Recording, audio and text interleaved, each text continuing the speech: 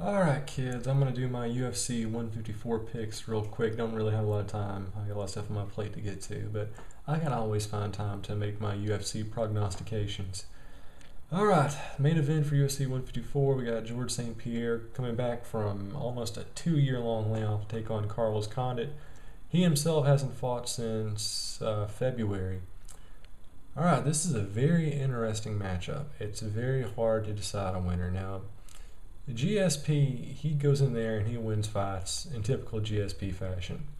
The problem is he's had such a long layoff and he's coming off an injury that you kind of have to wonder, will he actually have enough in his tank to go in there against Condit?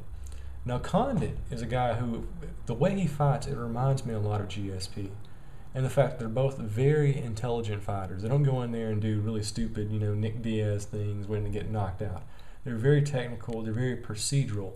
And, they'll both, I think they go into fights more or less to outpoint their opponent in most scenarios.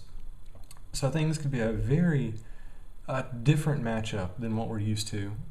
All in all, when you look at all the variables, I think Carlos Condit is probably the better striker, but I think St-Pierre is the smarter striker.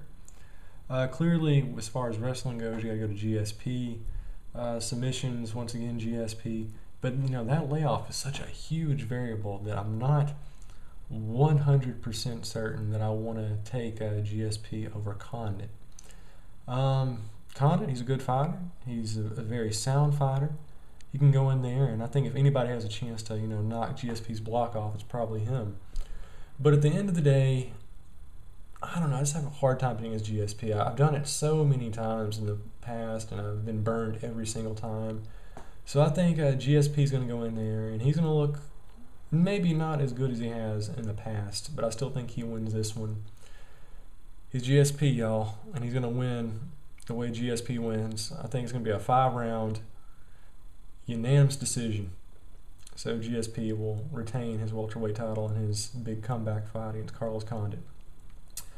We got an eliminator fight coming up after that. Martin Kampmann versus Johnny Hendricks. Once again, this is a very, very interesting matchup. Hendricks, he knocked out John Fitch. He struggled against Josh Koscheck, but kind of proved himself. Martin Kampmann is a dude who's been around forever, and I don't know, they're both really tough dudes. They don't give up, so I think it's going to be a really, really interesting barn burner. But at the end of the day, if I had to pick one, I would say that I like Johnny Hendricks a little bit more.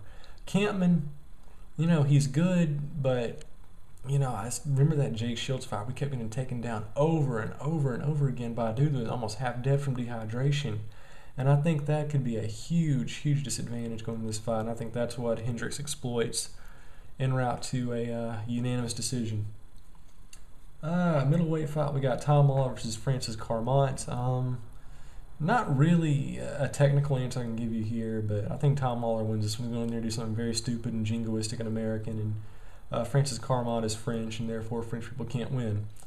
So Lawler, I got him winning by second round knockout. Nick Ring and Costa Filippo in a middleweight fight. I'll go with Costa just because he's looked pretty good in the last couple of fights I've seen him in. Featherweight fight, we got Pablo Garza taking on Mark Hominick, and oh boy, Mark Hominick needs a win like you wouldn't believe. Garza is a dude who is pretty impressive. It could really go either way, but I'm just feeling it. I got Hominick winning by first round knockout. Just got a feeling. Okay, going to the prelim fights, we got Patrick Cote taking on Alessio Sakara, and I'm going to go with Sakara. I mean, why not? Cote, we saw him against Kung Lee. He did a tremendous job there. Light heavyweight fight, we got Cyril Diabete taking on Chad Griggs. Griggs dropping from heavyweight. I'm going to go with Griggs just because I think they'll win by second round knockout. A lightweight fight, Mark Bocek against Rafael dos Anjos. I'm going to go with Anjos by unanimous decision. Sam Stout against John McDessie in a all-Canadian brawl. Stout by decision. Facebook fights, we got Antonio Carvalho taking on Rodrigo Dam. Dam by submission, second round. Notice a trend here. Welterweight fight, Matthew Riddle against John McGuire. I really don't know who either of these guys are, so I'm going to go with John McGuire. Third round. We got Ivan Minjavar taking on Azamat Gashimov. Now they're just pissing me off. I'm going to go with Gashimov. Third round, TKO. And final fight, featherweight, Steven Siller taking on Darren Elkins. I'm going to go with Elkins by split decision just because we need at least one in there. So there we go. I think on paper it's probably not looking to be the best show of the year, but I think there's a potential we can have some decent fights, and I don't know, I'm looking forward to it. So there you go. Quick and dirty. It's my UFC picks. See you in the cage.